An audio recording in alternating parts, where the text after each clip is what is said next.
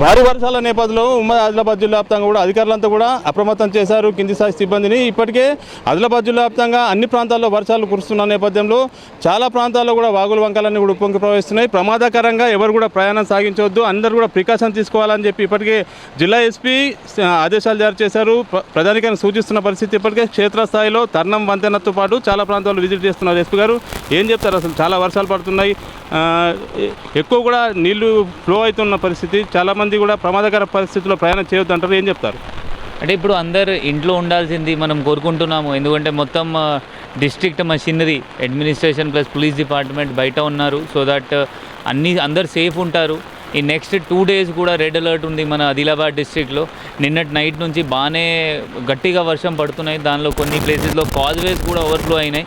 ఆ ప్రతిదానికి మనం ట్రై చేస్తున్నాము. దట్ మన పోలీస్ డిపార్ట్మెంట్ వాళ్ళు అక్కడ ఉండి జనాలకి ఆపి వాళ్ళ ఆ ప్లేస్ నుంచి పోకుండా మనం ట్రై చేస్తున్నాము.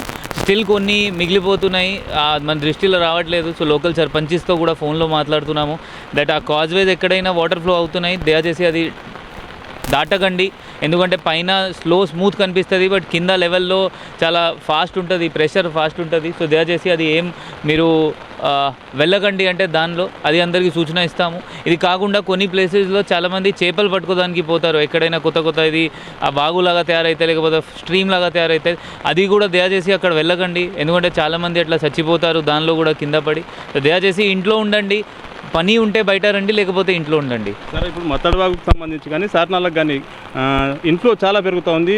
మరో గంట సేపట్లో గేట్లు కూడా ఓపెన్ చేసే పరిస్థితి ఉంటుంది. వీళ్ళకి ఏం చెప్తారు లోతట్టు ప్రాంత ప్రజలు? అంటే లోకల్ ప్రాంతం వాళ్ళకి కూడా ఎవరైనా లో లైన్లో ఉంటే మనం వాళ్ళకి లోకల్ పోలీస్ సంబంధించి వాళ్ళకి చెప్పి వాళ్ళకి అక్కడి నుంచి వాళ్ళ షిఫ్ట్ చేస్తూ మనం ట్రై చేస్తాము. ఎందుకంటే ఇప్పుడు అట్లా పరిస్థితి రాలేదు. ఆ పరిస్థితి వస్తే లాస్ట్ టైం కూడా కొన్ని ప్లేసెస్లో షిఫ్ట్ చేసాము. అది కూడా ఈసారి కూడా పరిస్థితి వస్తే తప్పకుండా వాళ్ళకి షిఫ్ట్ చేస్తాము. టీం ఏమైనా ఫామ్ చేశారు సార్ వాగుల వద్ద అట్లా?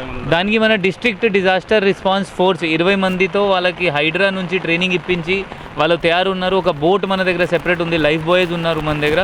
20 మందితో ఒక టీం ఏర్పాటు అయినాయి. ఇది కాకుండా బటాలియన్లో కూడా ఒక SDRF ఒక టీం ఏర్పాటు అయింది. అది కూడా వాళ్ళకి కూడా అలర్ట్ పెట్టమని ఇన్స్ట్రక్షన్స్ జారీ చేయడం జరిగింది. మొత్తంగా 2 రోజుల పాటు వర్ష సూచన ఉన్న నేపథ్యంలో ప్రజలంతా కూడా అలర్ట్గా ఉండాలి. ఖచ్చితంగా అత్యవసరం అయితే NDRF, FDRF బృందాలు కూడా సిద్ధంగా ఉన్నాయి.